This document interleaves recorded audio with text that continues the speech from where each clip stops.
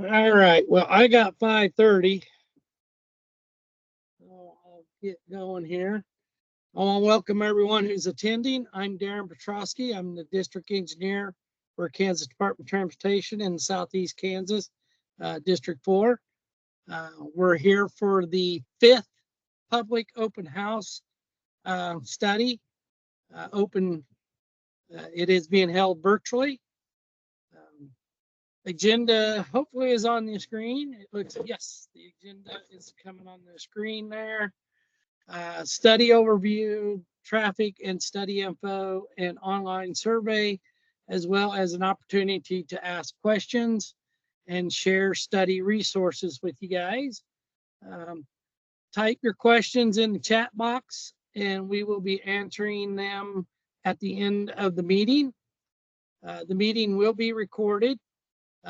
Review the currently planned projects is what we plan on doing. Signal upgrades, speed feedback signs, and pavement markings. For those of you who remember last year, Kansas Department of Transportation identified a section of US 69 as a safety corridor.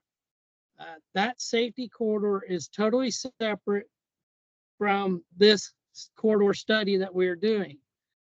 Under the safety corridor, these are some of the upcoming KDOT projects that we will be doing on the safety corridor section. We're looking at signal improvements at US 69 and 20th, US 69 and K126, Centennial, Quincy. We're going to be upgrading the pavement marking on US 69 in the safety corridor, and also plan on putting up some speed feedback signs. The safety corridor is a 5-year program where we're identifying some low cost upgrades and evaluating the safety factor related to these low cost upgrades. So again, that is separate from the US 69 Highway Study 2024 Crawford County corridor study that we're doing tonight. So with that, I will pass the baton on to Kelly Farlow and let her introduce you and herself, and we'll start in the phase of the corridor study. All right, thanks, Darren. Hi, everyone. Welcome to our virtual public open house. I'm Kelly Farlow. I'm with Professional Engineering Consultants. I'm the project manager for the consultant team that's working with KDOT on this highway study. So this is a completely new highway study. Darren already covered this. This is separate from KDOT's safety corridor initiative, and he just went through a slide of some of the projects that Safety Corridor Initiative is working on, and really that is to look for extra resources to enhance safety.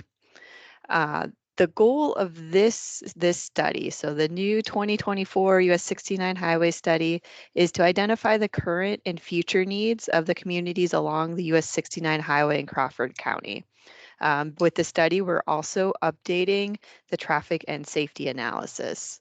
So our study limits, we cover about 18 miles of US 69. We go from K103 intersection just south of Pittsburgh all the way north to 650th Avenue, and you can see those marked on the map, just north of Arma. So we include Arma, Franklin, Frontenac, and Pittsburgh, all in Crawford County. We are in phase 1 of this new study. So we began in February, and phase 1 will extend until about September. The purpose of phase 1 is to understand the issues and opportunities of the US 69 highway from all perspectives. So phase 1 involves a lot of public engagement along with our traffic and safety data collection and analysis. A little bit more about that community engagement. KDOT is committed to listening, working together and engaging the entire community. So there's going to be multiple community engagement opportunities, trying to seek out diverse perspectives on this. So we have three different types of events that occurred over the last couple weeks. A little explanation of those in case you've heard about them. So we did a public feedback group meeting. This group is composed of citizens and some from our stakeholder listening sessions. And really this group has been assembled. They provide us feedback on our materials that we're presenting to the public. So are we sharing information in a way that makes sense? Are we sharing all the information that they think the public might be interested in seeing to learn more about the highway and about the study? This group is not providing any recommendations on the highway improvements. The next meetings we had stakeholder listening sessions.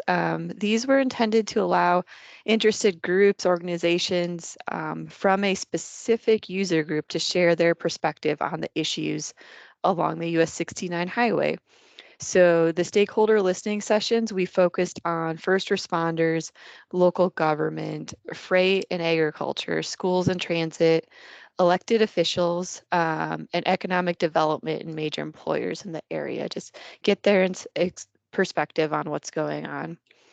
And then this wraps up the last of our public open houses. So these were all community listening sessions for KDOT to hear from the entire community. We had 4 in-person ones and then this virtual one. So we're at all of them presenting some data on the existing conditions for traffic and safety, which I'll get to in a little bit. Kristen will walk you guys through an exercise for our survey that we're completing, and we're asking the questions of what works, what doesn't work, and what opportunities are there.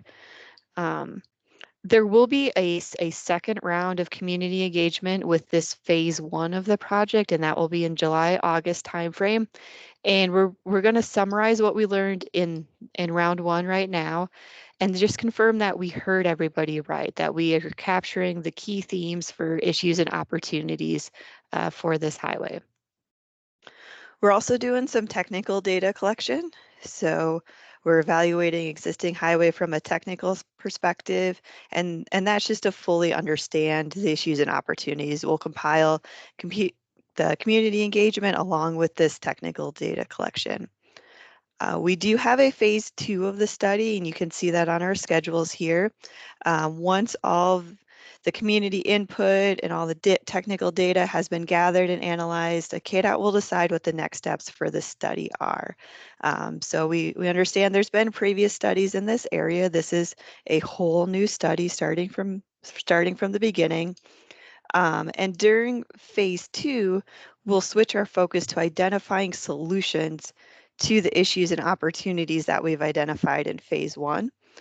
Similar to phase 1, phase 2 will combine public involvement and a technical analysis approach.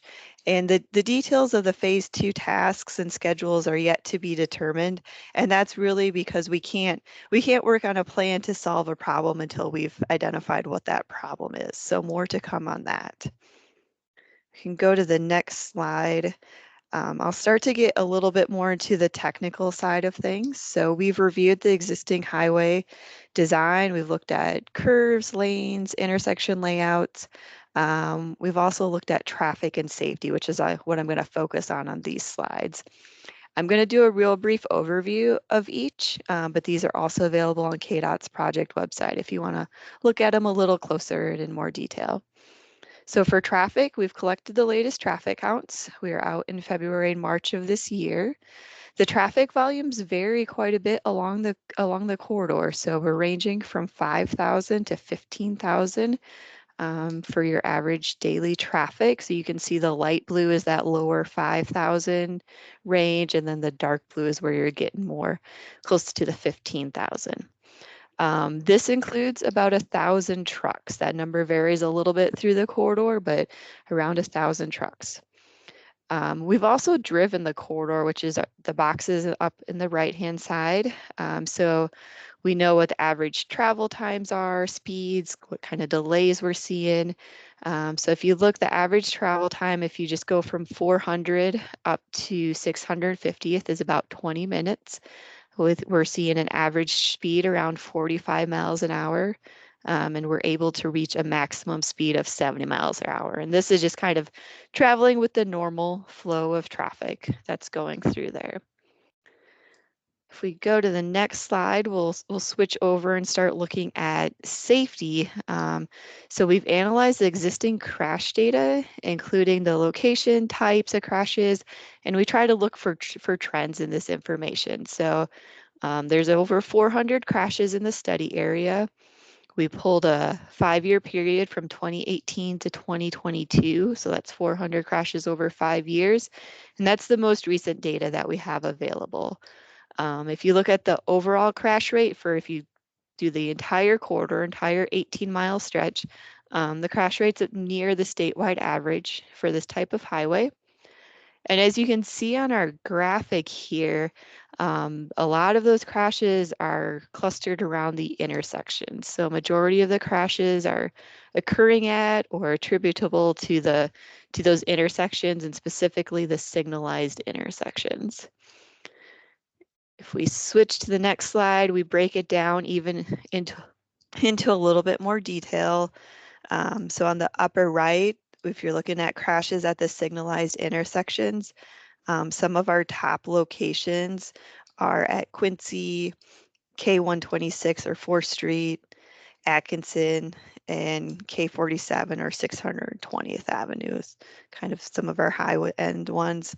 Right in the middle, you can see 49% of these intersection crashes are rear end crashes that are occurring. And then if you look towards the far left, if you're looking at crashes on the segments, so the areas between the intersections, a lot of these, 43%, are related to animals there. So there's a lot more information on here. We do get into different crash types. Just a note on that, the fatal crash rate is below the statewide average for this type of facility, but feel free to jump on our website, KDOT's website for the project, and look at these in a little bit more detail of the crash data that we had. That wraps up my study overview. From here, I'm going to turn it over to Kristen and let her walk you guys through how to fill out our survey and kind of what input we're looking for. Great. Thanks a lot, Kelly. Well, like Kelly mentioned, we are going to be going through our online survey, and I would welcome you to follow along or complete it at the same time. So here's a screenshot of it here. I'm going to put in the chat a link to the survey itself. So I'll give you a minute to get that open on your end. So feel free to open this on your phone or your computer, wherever you're listening to this. So hopefully everyone sees this screen. There's a brief description here at the top about the project. It sort of summarizes a lot of what Kelly had said. You'll see here that the survey is open. It opened on May 16th and it closes on June 17th. So we're got about a month open there. And then if you do prefer a paper survey, there's a link here. You can click on it and it will open to the page to be able to print that off. So let's go through here. So the first question asks, what are your primary reasons for traveling along US 69? Select all that apply. So this is a question we're trying to understand the reasons people are using US 69. So I'll say, for example, I'm traveling for work and errands, entertainment, to and from my neighborhood, to and from church and school. I don't travel for work on US 69, and I also use it for out of town travel. The next question is, which modes of transportation do you typically use? Select all that apply.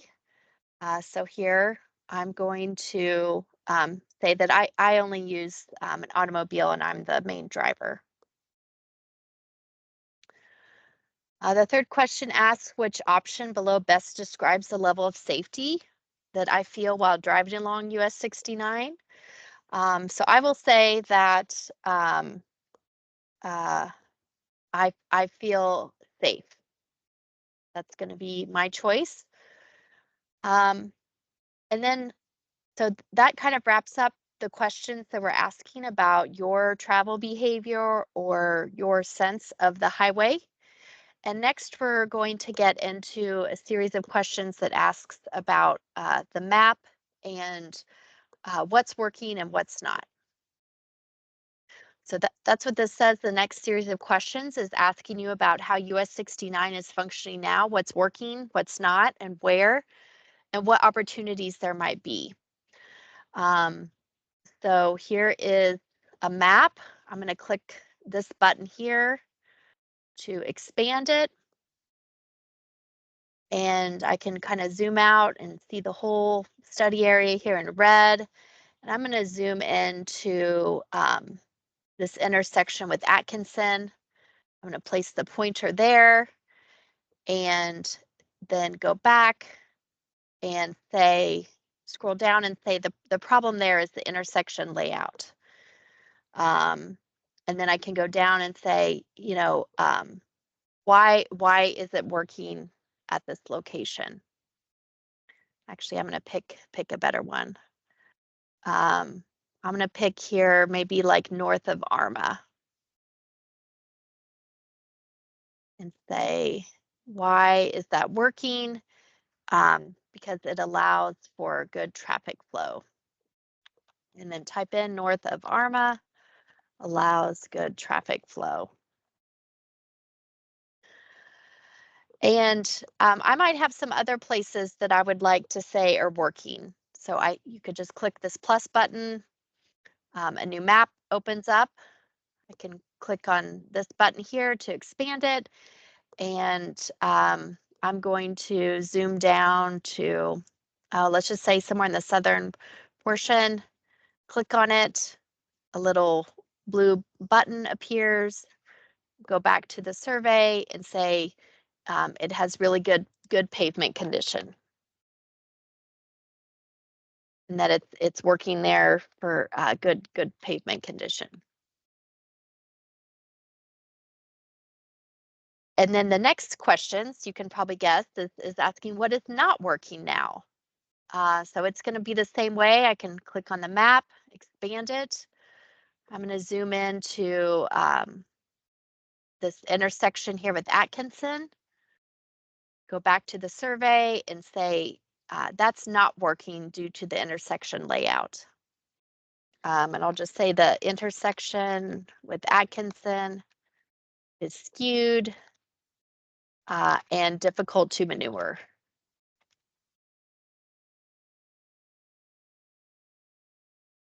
Maybe I have another place I feel like it's not working. Just push the plus. Another map comes up. I can click this square. It expands the map. And maybe I'll say, what's a good one?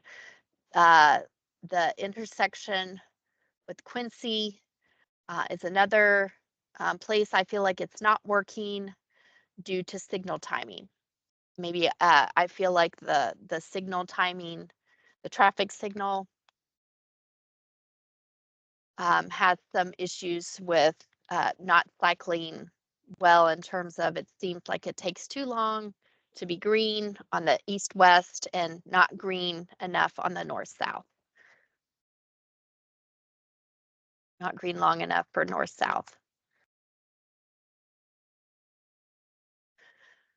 Okay, so we went through a couple examples for what's working, what's not working. And then we're almost to the end here. This question is asking what opportunities are associated with the US 69 highway. We've given a couple examples here. For example, new economic development or scenic byway. These are, and so this will work the same way. So maybe I'll say, what would be a good opportunity? You know, maybe here at Atkinson, I could say, you know, maybe a better connection to the airport. So that would be other, airport, and then better connection to the airport.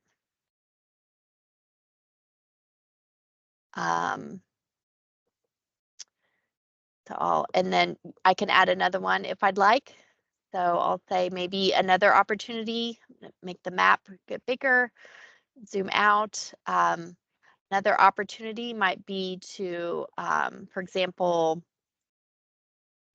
we could say here, local economic development along the highway. And just say local economic development.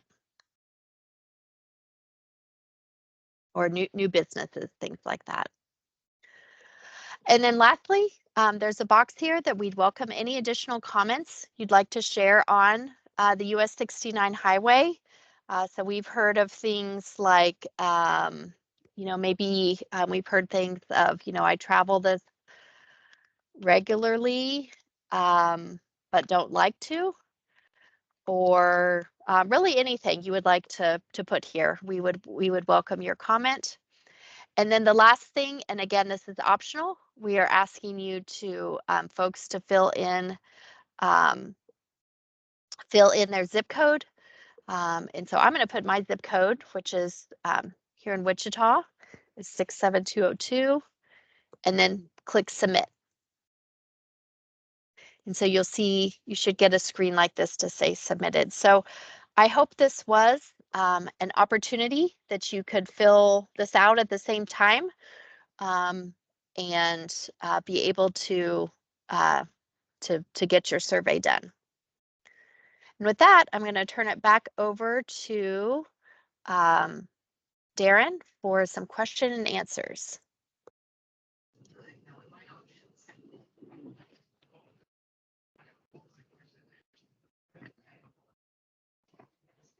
Oops. Again, we don't have any questions in the chat. So if you have questions, please put them in the chat.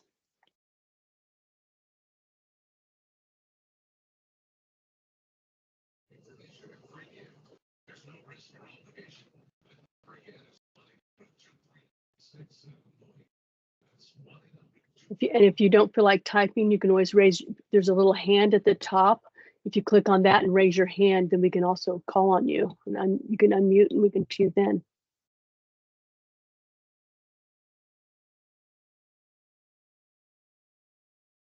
We don't see any hands.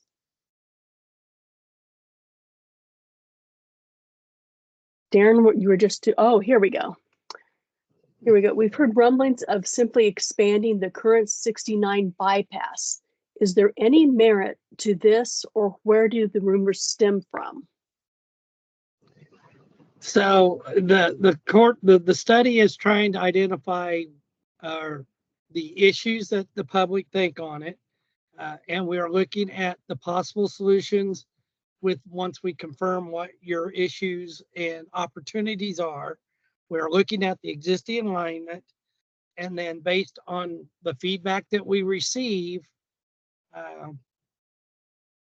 we'll hand everything over back to PEC and have them come up with potential solutions, whatever they may be, whether it's just still strictly on the existing alignment or something totally different. And that's when we'll come back out in June or July later this year to verify that we've heard all of the issues correctly before we give that to our consultant to start coming up with opportunities for solutions to achieve that. Then I believe, I don't think Kelly mentioned it, but we're hoping to have that back with options by May of next year, and early fall of next year is when we will have the local consult meeting, and that's when we'll also have the opportunity for the locals to pick which projects they agree to, disagree, and provide feedback on the potentials of moving forward with projects. Remember the local consult meeting that will be held next fall will cover all potential projects for District 4, which consists of 17 counties. So it's not just going to be US 69 projects or anything like that, just totally listed in the local consult. But you know, we are studying the existing corridor right now under this study to identify issues and potentials. So I hope that answers the question. If not, I'll come back and I'll give another avenue at it. Well, we said in general, for the higher traffic accident areas around the intersections, what is typically done in these areas to address that problem? For example, create dedicated turn lanes or reduce speeds around intersections. So I think there's opportunities to, like I said, determine whether or not dedicated passing lanes, turn lanes are necessary. Change up the timing and the phasing of the lights could be a possibility. You know, we're not holding the consultant down to come up with those solutions when they come into that. If the accident rates are too large or over the state critical rate, which they aren't, according to the preliminary studies, you know, I mean, roundabouts have been utilized at intersections to reduce the severity of the types of crashes and stuff. So, I mean, anything is available that the consultant can come up with and provide for us.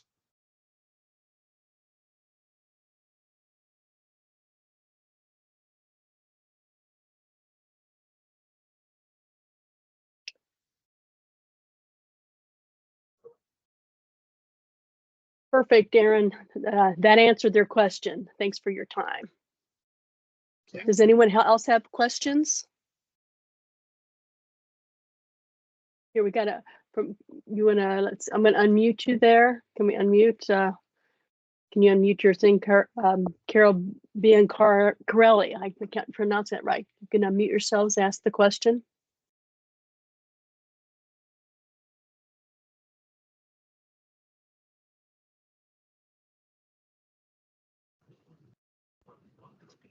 Let's see if we can get you unmuted.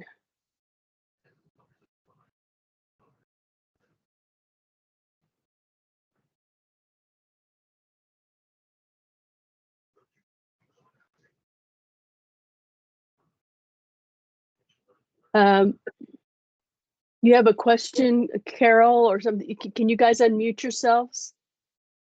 Or type it in your question in there, because I can't hear you. Oh, wait, here we have it. I have a question. Is there current funding for improvements, or would this be part of the consultant's process? So the consultant will come up with whatever options that they come up with. They will provide an estimated engineering cost associated with that type of project. Currently, right now, no projects are funded for design or construction that we come up with. We still have 5 years left in the Ike transportation plan. And that is when, like I said, I made mention about the local consult meeting that we will be having again next year. KDOT had committed ourselves to come out to the locals every 2 years and solicit projects. And once a project is identified, that project is then moved into the development pipeline. So it gets funding assigned to it to come up with a more detailed design associated with that project. And then we come back out to the local consult meetings 2 years later. And once projects are designed, they are committed to go to construction. And then that's when funding for construction on projects are identified and assigned to that construction project. But we come out to every 2 years to get public feedback on what projects to put into the pipeline development for design and what projects to move from the design pipeline development to construction development. So currently there is no funding for anything that we come up with in this study.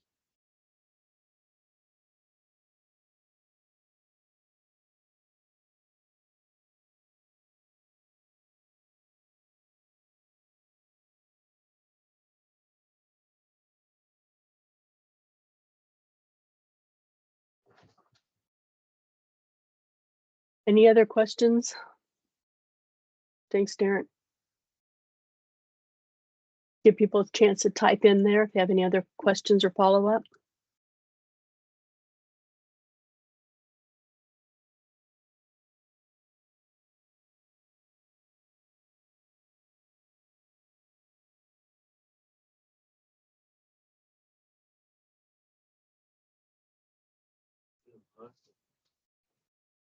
Libby's wanting.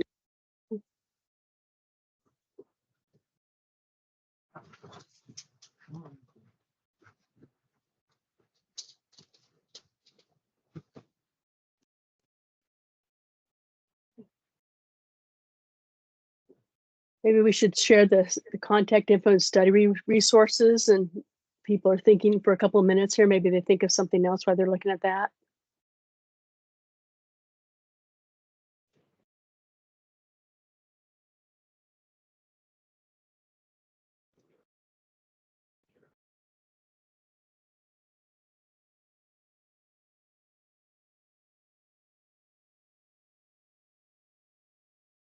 Okay.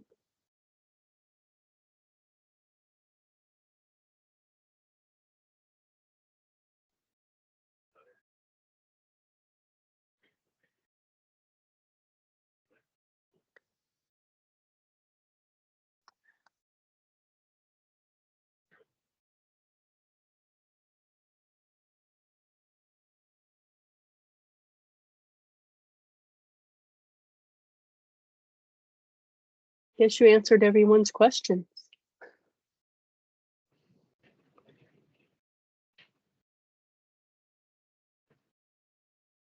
Well, I hope so.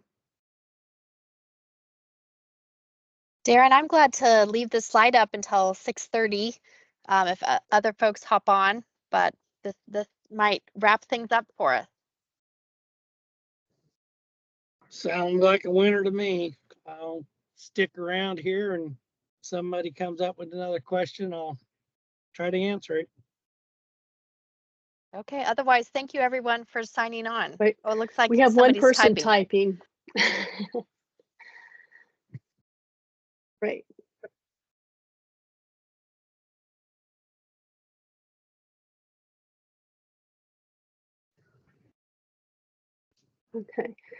Okay. The question here is the 69 highway project that is currently in the design phase, as you stated, is that a projected 4-lane highway, or is it going to be a 2-lane with additional features? Based upon the earlier presentation, the proposed is utilizing the current 69 highway. What are the red bold lines on the slide of the current highway? Is that for new proposed highway plans? If so, then what happens to the property in those areas? Okay, so let's go back to the slide, I guess, see what she's talking about. So, I mean, we have no projects in design or construction on dealing with any kind of new alignment or anything like that. this corridor is the existing US 69 highway as it lays today. And this study is to more or less ask what's working well on this existing alignment, what's not working well on this existing alignment, and then what are opportunities on US 69 on this existing alignment. And then once we hear back from everyone and identify what is not working well, what opportunities are, and what is working well, that's when we will hand it over to the PEC, which is the consultant that KDOT has hired to perform this study and then come up with potential solutions from there. If And you're Darren, yeah. Darren, I was just going to add, this person was asking about these red lines. And those are, that's what's on the online survey here. And that's just the extents of our study area. So not, nothing for new highway plans or, you know, nothing affecting property. That's just the extent of our study area.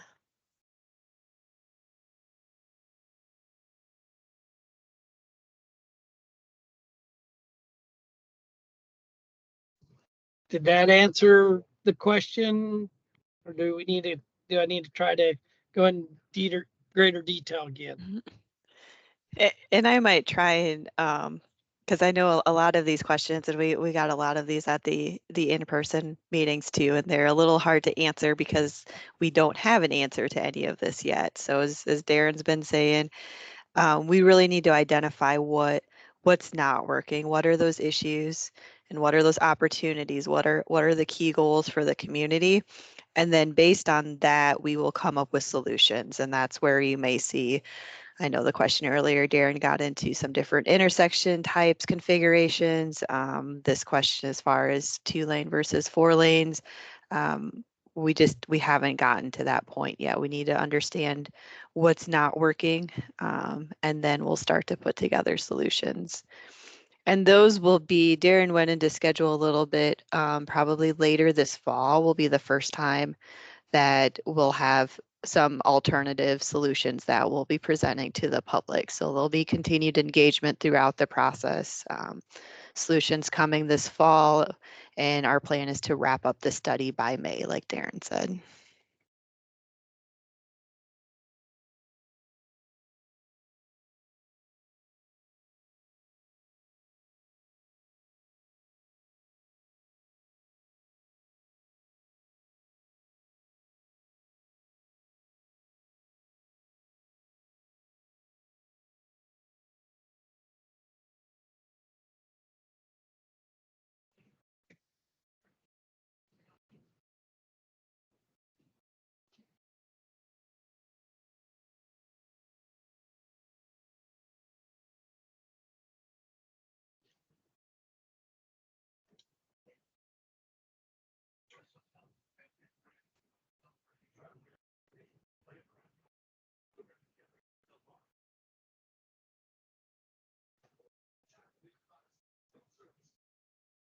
Do you not see anybody else typing here?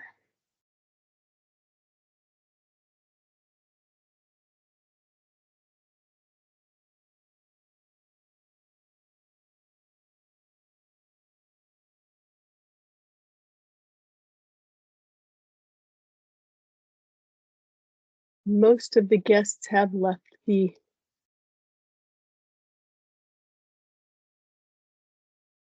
presentation.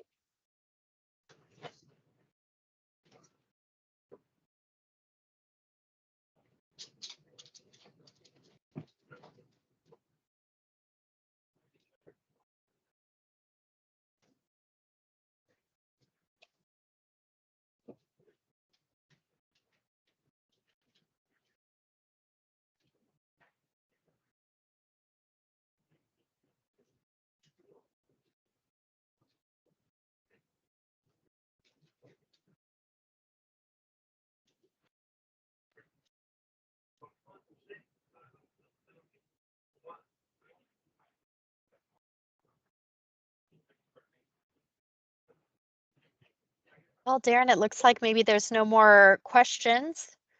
We ready to say thank you and sign off? Yeah, I think so.